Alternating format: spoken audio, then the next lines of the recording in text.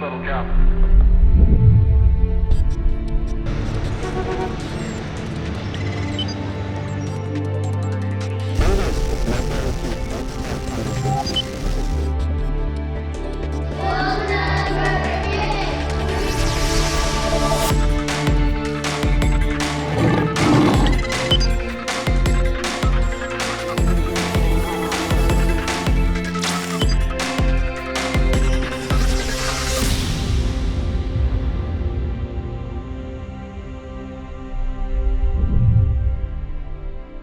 As we look around us in this complex world, we see information everywhere.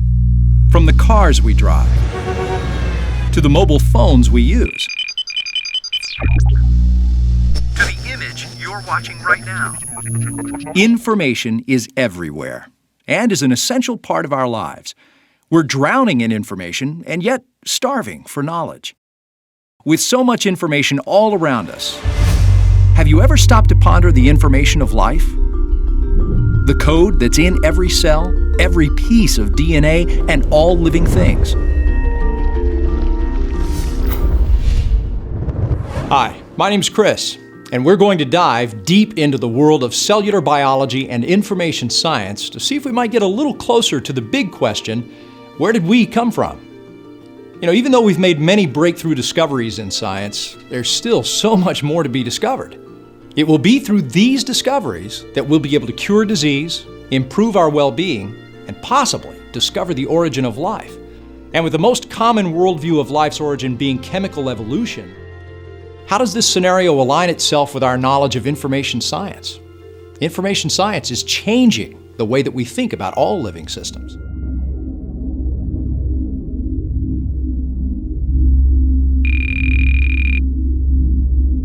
So, what is information? Is order and organization information?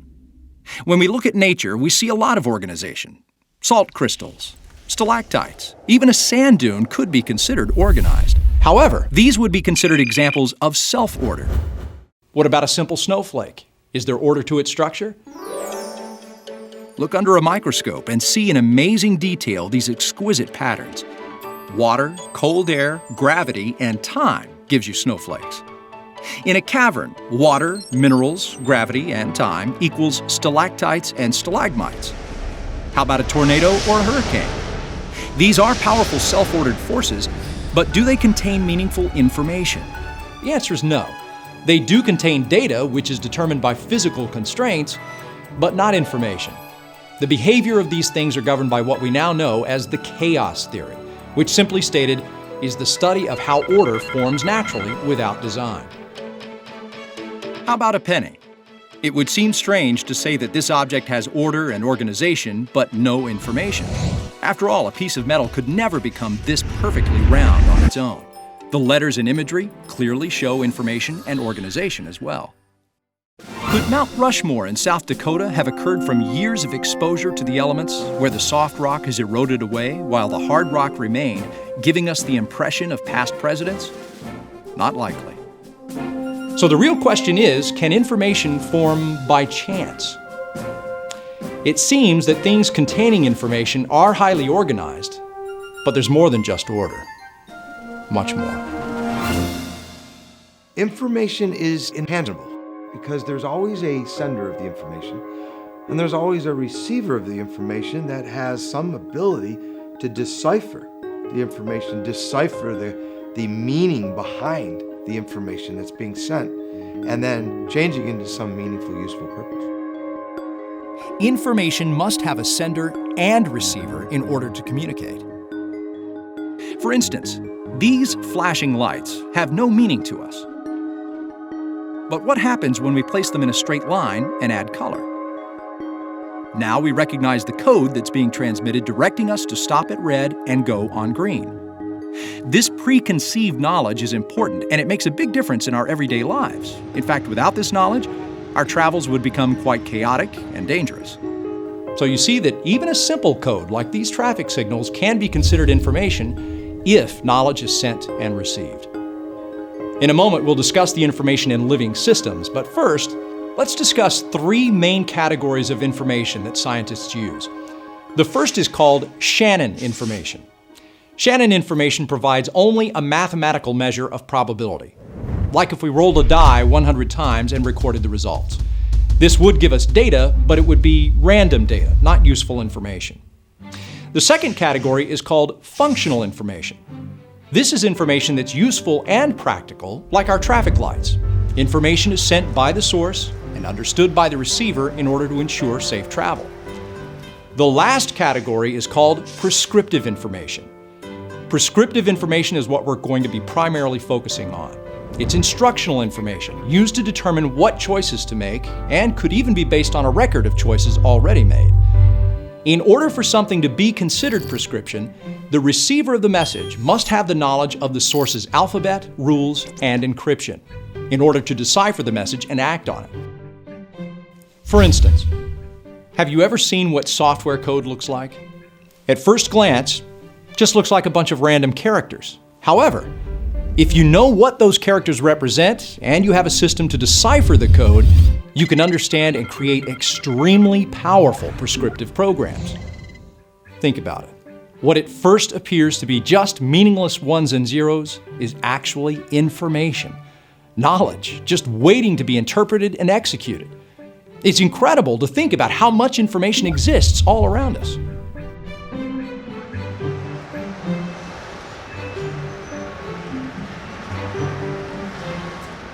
New York City is a pretty busy place. The traffic, the people, the messaging, the systems of transportation. But when comparing a living cell to this great city, New York pales in comparison. A cell is so complex that scientists have only scratched the surface of what really goes on in there. However, even with our limited understanding, what we do know is that the inner workings of a simple cell are simply extraordinary. It's almost like there's a miniature city in every cell, and everybody has their own little job. If all the traffic lights decided to all just go crazy, you have issues that not only do we fix the light, but also we have traffic issues, we have crime issues, we have problems that snowball from one part breaking down.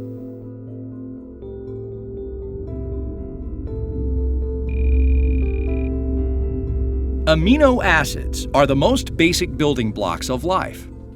Each amino acid is an organic molecule that has a carboxylic acid and amine group attached to the same carbon atom. Here are two organic molecules that have the same composition but are mirror images of each other. These are known as right-handed and left-handed amino acids. Amazingly, living organisms only use and produce left-handed amino acids. Scientists have no explanations for this. When amino acids are created in a laboratory, an equal number of left-handed and right-handed amino acids are produced. It's a fascinating mystery that living systems only produce and use left-handed amino acids. Equally fascinating, these amino acids have many different functions. One particularly important function is its role as the building blocks of proteins.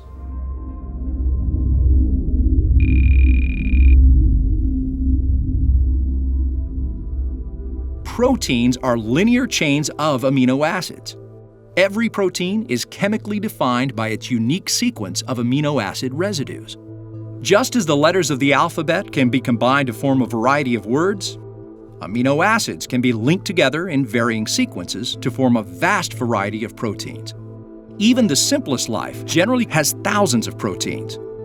These proteins are essential to organisms and are involved in virtually every process within a living cell. Proteins have structural and mechanical functions. For instance, in muscles and the cytoskeleton, they help to maintain cell shape, while other proteins are important in cell signaling, immune responses, cell adhesion, and the cellular life cycle. One particular protein, called a motor protein, transports various cellular cargo, like energy-producing mitochondria to cellular neighborhoods in need of fuel. They can also provide the pulling power needed to separate chromosomes during cell division. Amino acids carry information from one part of a cell to another, as well as to other cells within the organism. So as you can see, without amino acids and proteins, basic cell structure as we know it could not exist. Other important types of proteins are enzymes.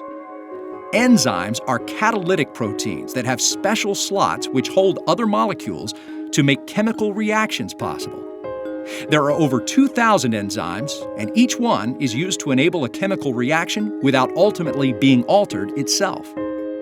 It's been observed that the slowest biological reaction would take 1 trillion years without an enzyme, but the same reaction takes only 1/100th of a second when the enzyme is present. Pretty impressive. Adenosine triphosphate, otherwise referred to as ATP, is the energy source the enzyme uses to enable the reaction. Living organisms require and manufacture these enzymes along with all the other proteins. Let's briefly examine how proteins are created. This animation demonstrates how the digital information encoded within DNA is used to direct protein synthesis. This is a DNA double helix containing the digital code which directs the cell in all aspects of operation. And here we see a protein complex called an RNA polymerase traveling down the DNA strand. As it moves down the strand, it carefully unwinds the DNA, preparing it for transcription.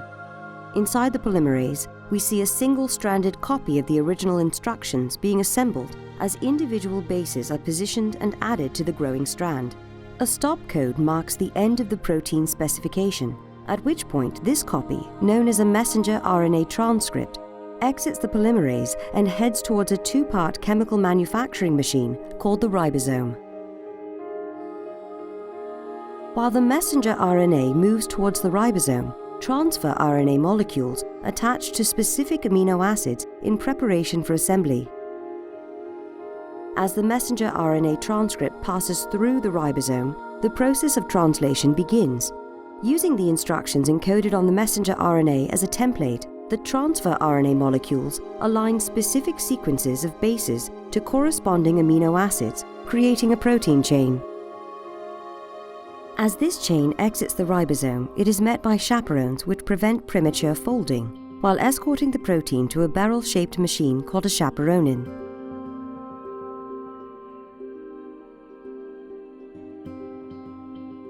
This machine helps fold the protein into the precise shape required to perform its function.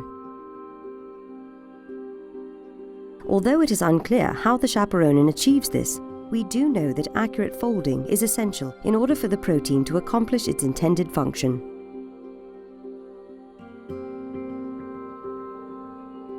Once the protein is complete, it is released into the cytoplasm to do its job.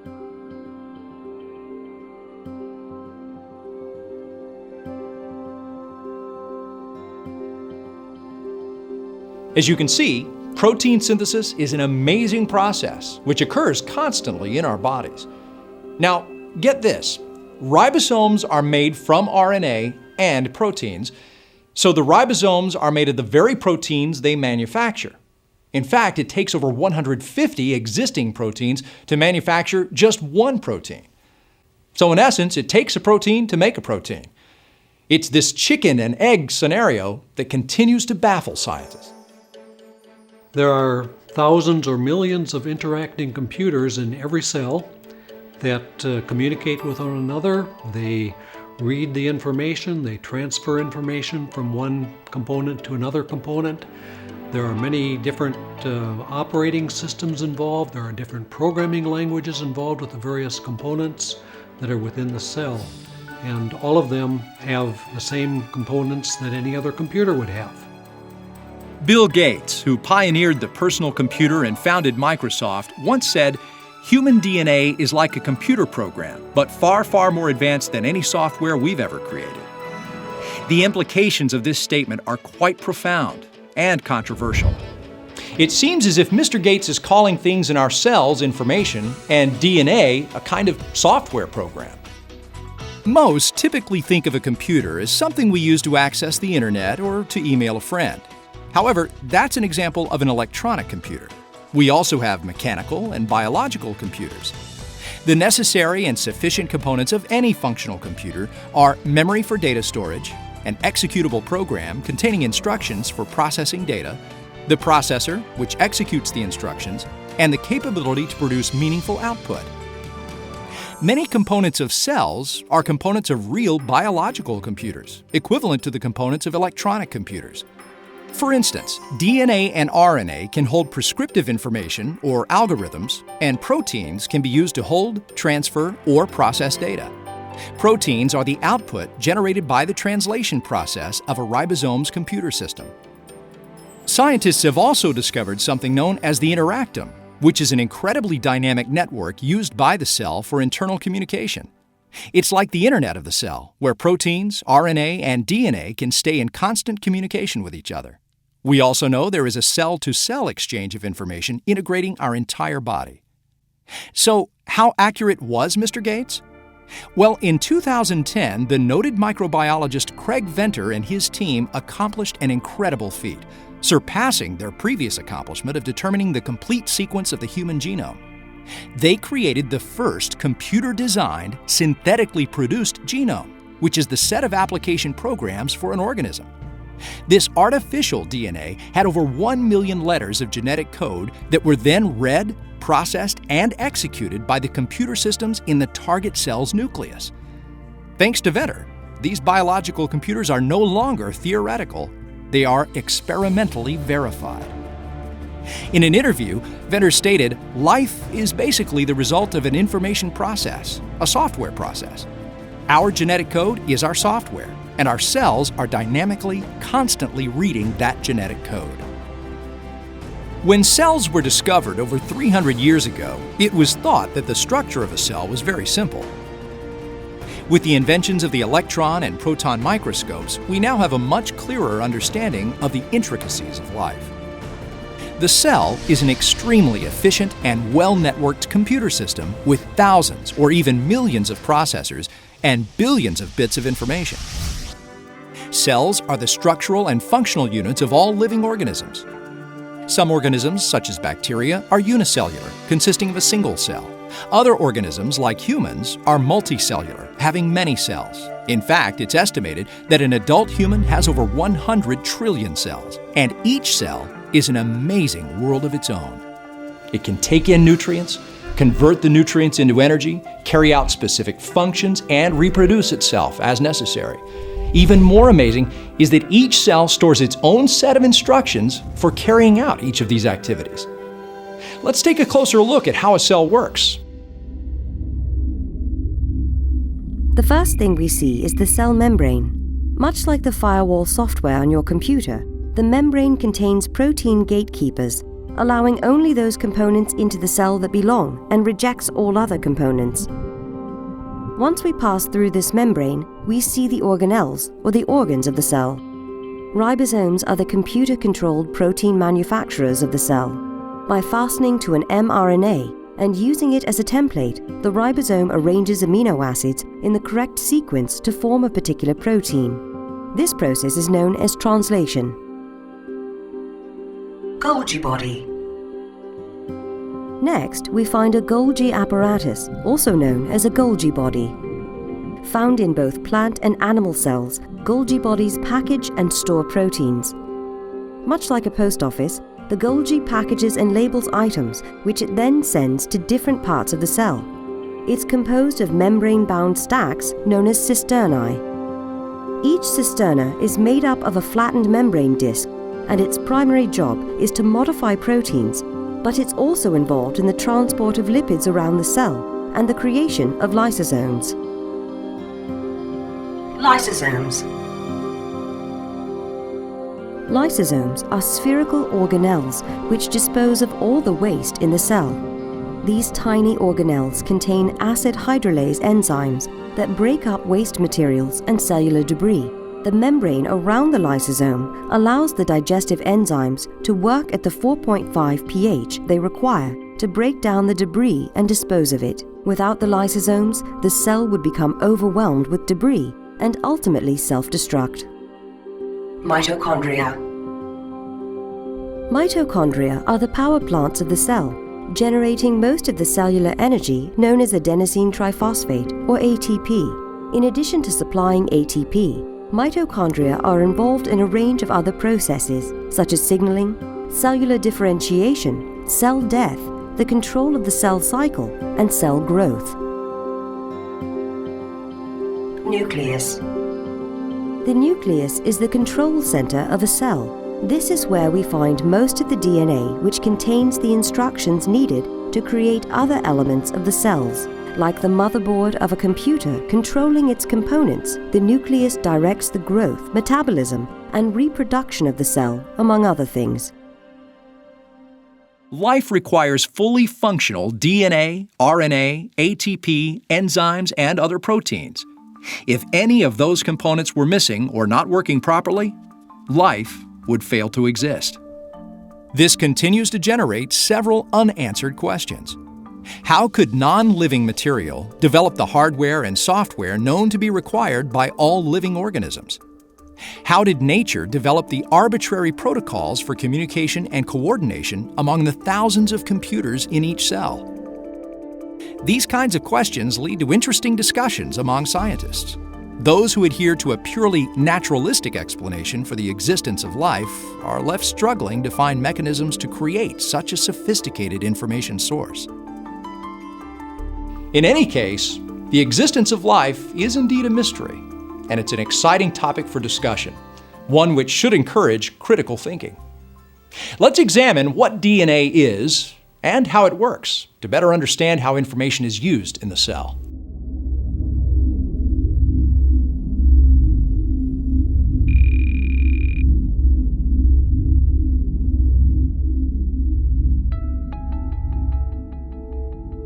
Deoxyribonucleic acid, or DNA, is a long polymer of nucleotides, each nucleotide being a deoxyribose sugar molecule, one phosphate group, and one base.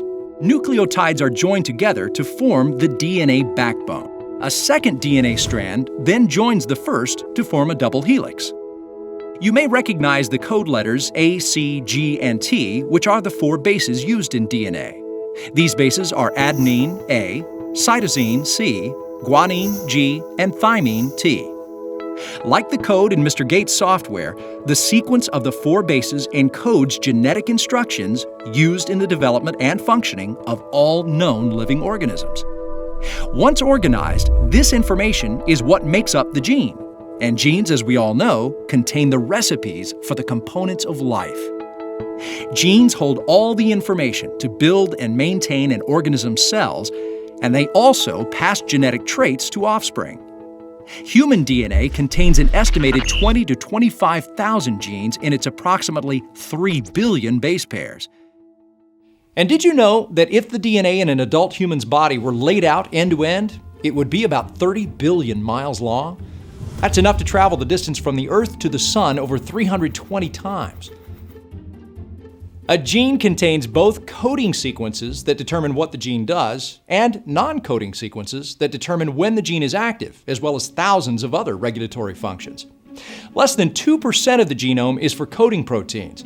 The other 98%, which used to be thought of as junk DNA, is now being studied to determine its functionality. Chemically, the DNA in the cells of my body is the same as that in a fruit fly, an orange, a hippo, an elephant. It's all the same chemically. The uniqueness to all of those species of living things lays in the information content of the DNA. So while the chemistry may be the same, the actual information that's embedded in that chemistry is very, very different. And the challenge for molecular biologists such as myself is understanding completely what that information means. When a gene is active, the coding sequence is copied in a process called transcription, producing a messenger RNA or mRNA copy of the gene's information. mRNA is produced by a protein that's over 3,000 amino acids long as it reads the genetic code. Wait a minute. How can messenger RNA require a protein that reads the genetic code, but yet the protein needs the messenger RNA to be produced? Could these have both come into existence at the exact same time with the meaningful information needed for both to operate properly? As you can see, much is still a mystery when it comes to the origin of this complex organic language. And what's fascinating to me, not only do proteins create proteins, but we have proteins that are actually creating the DNA molecule. That's our blueprint. And yet on the DNA molecule, there are sequences, a part of the DNA that are coded for those proteins. So the manufacturing plant needs the blueprint, and the blueprint, the DNA, needs the manufacturing plant in order to actually create the DNA. So what came first, the proteins that made the DNA or the DNA that made the proteins? Once DNA is organized into a single coiled piece, it's then wrapped around a complex hierarchical structure of proteins. This is what is commonly known as a chromosome. There are 23 pairs of chromosomes in the human genome. A genome is a full set of chromosomes containing all the inheritable traits of an organism. And as we observe our surroundings, we can see there are many different genomes in existence, creating very unique and incredible organisms. If it seems like your body is constantly working hard, it is. Living organisms continually produce new cells through a process called cell replication throughout their entire lives. And here's how it works. First, we start with our DNA double helix. Helicases are molecular motors that use the chemical energy of ATP to break hydrogen bonds between bases and unwind the DNA double helix into single strands. This process is used for both replication and repair of the strands. If unwound, a single DNA strand would be about 6 feet in length. And yet, it fits into a cell which can't even be seen with the human eye. Remarkably, these strands are kept from tangling as they are separated and duplicated. Next, these strands are copied by enzyme-based computers, creating an exact replica of each original strand. Over 30 different proteins are required for duplication and repackaging of cellular components during cell division. It's from this tiny, masterfully complex cell that life is formed. All living organisms begin with one cell. As cell division takes place, we see multicellular organisms take form. When we stop to think about our own body having approximately 100 trillion cells, each group having a unique purpose, such as epidermis, the lungs, heart, skeletal structure, muscles, nervous system, digestive system, reproductive system, immune system, and the brain all working simultaneously to form this magnificent machine we call the human body, we begin to have an appreciation for the complexity, elegance, and beauty of life. And as we look around us at the millions of plant and animal species, it becomes incredibly breathtaking to ponder how much information and organization must take place for all of this life to exist.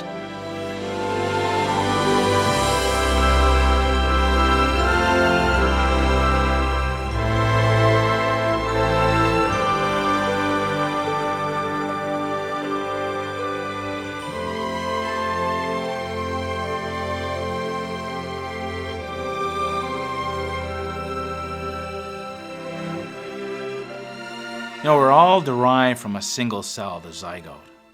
And what marvels me is from this single cell, we get 250 distinct cell types, each of which has a very, very unique program. All of the cells, with a couple of exceptions, have a nucleus and have a genome, and that genome is the same across all the cells. So when we begin to think about the complexity of the genome, I think that's amazingly complex, how we go from a single cell to unique cells that have very specific programs of gene expression that are necessary for that unique cell to function. But we're only beginning to understand the information in our genome that directs those unique programs of gene expression. While we know a great deal about the cell and its functionality, we've only scratched the surface of its inner workings. Scientists are continually discovering new information and data concerning the cell and its DNA. As our knowledge increases, It gives us a deeper understanding of how complex a single cell really is. And as we ponder this miniature marvel, we begin to wonder, could this simple cell have evolved from the elements of the earth over time? Is it possible for this to have happened by natural processes? Well, we're not the first ones to ask this question, and it's a difficult question to answer. In the field of information science, there are rules for probability which help us define and understand the possibilities of an occurrence. So to answer that question, we must first define the terms of probability.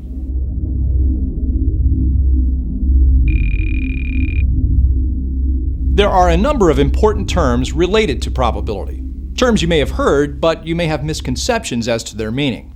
They are possible, feasible, probable, infeasible, and impossible.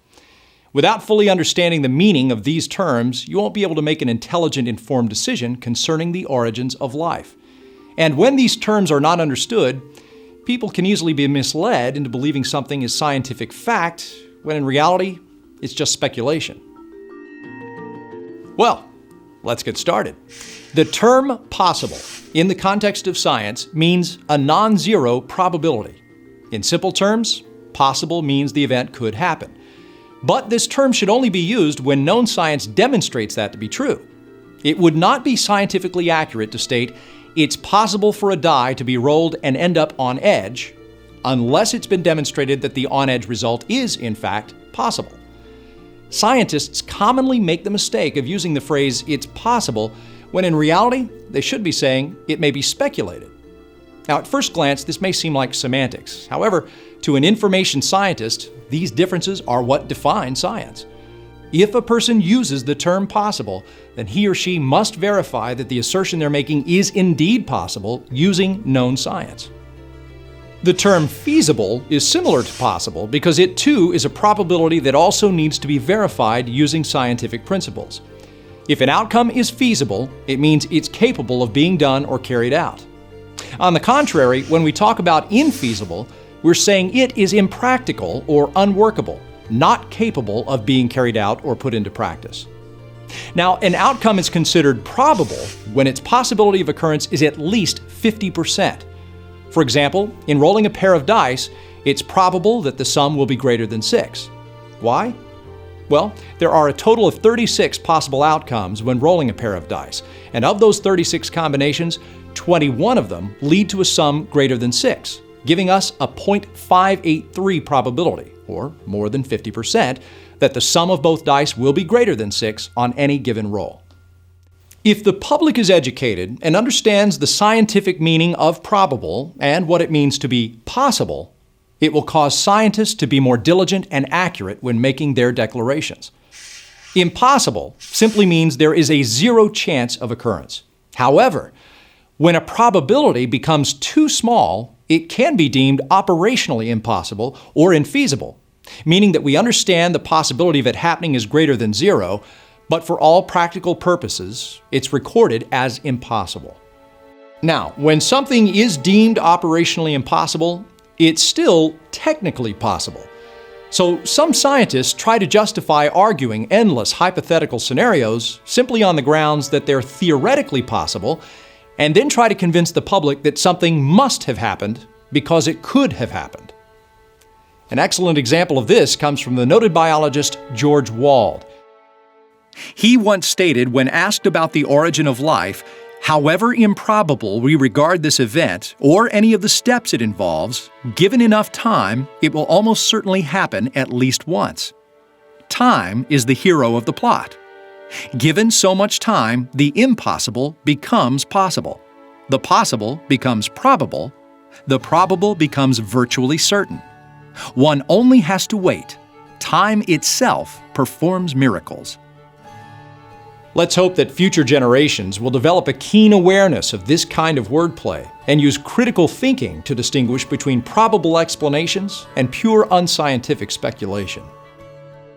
The fact that you're watching this video shows that your instructor and you value critical thinking and the very definition of science. You want to know. You want to understand the world around you. And it's a beautiful thing to look out there and ask those questions and never allow yourself to be put in a box where you can only think of one possible explanation for how things came to be or how things work. Look outside the box. Develop that critical thinking to look at all the options and say, where does the evidence lead? And what is the best explanation for why this came to be? So, what is the probability of a simple cell evolving by undirected natural processes? The probability of a single protein being formed by undirected natural processes is only 1 in 10 to the 164th power. That's 10 with 164 zeros following it. That's pretty big. The probability of life, a simple cell evolving by undirected natural processes, is 1 in 10 to the 340 millionth power. That is unimaginable. Here's an illustration to help demonstrate just what this means. Here we have one tiny grain of sand. It's been estimated that there are 1 million grains of sand in a half a cup. It would take 1 million half cups of sand to fill a swimming pool that's 6 feet deep and 30 feet in diameter. Now, if we took 1 billion of these pools of sand, we could fill Lake Tahoe in Nevada, which is about 22 miles long and 12 miles wide. Think you could find that original grain of sand we started with? We're not done yet. It would take about 1 billion Lake Tahoes to fill the volume of the Earth with sand. The probability of grabbing that original grain of sand out of the Earth filled with sand is 1 in 10 to the 30th power. It would take 100 million Earths to fill 1 sun with sand, and 1 trillion suns to fill our solar system, 10 trillion solar systems to fill 1 cubic light year, 100 trillion cubic light years to fill the volume of the Milky Way galaxy, and finally 10 billion Milky Way galaxies to fill the observable universe. Whew. That is a lot of sand. The probability of now randomly picking our original grain of sand from the entire observable universe is 1 in 10 to the 96th power. Still a far cry from our protein being formed at 1 in 10 to the 164th power, and even less chance of life evolving from undirected natural processes at the probability of 1 in 10 to the 340 millionth power. Starting to get the idea? Scientists generally consider anything with a probability of less than 1 part in 10 to the 70th power operationally impossible. And by the way, that calculation doesn't take into consideration the information that's stored in the cell, which directs the cell in all aspects of operation. That estimate is solely the chance of chemicals combining to form something living.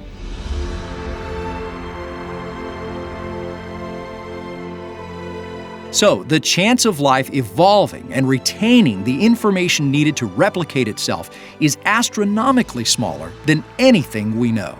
And that's only one organism. Think about what it would mean for millions of complex organisms to have evolved from an undirected natural process. According to information science, the probability is so small that it's deemed operationally impossible. So, knowing all of this, should the popular scenarios of chemical and biological evolution be taught globally as the only explanation of the origin of life and species? It's my belief that we're not opening our minds to the possibility of other explanations. Now, one of the most basic concepts you should have learned is that if observations and data contradict the theory you're testing, then the theory should be modified or abandoned. Unfortunately, this doesn't seem to be happening to the present, most popular model of origins. Instead, many scientists are trying to take information and make it fit the evolutionary models. But is that good science? Critical thinking is required to realize the information science aspects of this and to make sure that whatever scenarios you're coming up with do not violate the principles of information science. Too often, scientists, they believe that information can be generated by physical processes, and that simply is not true. Functional information cannot be generated from purely physical properties.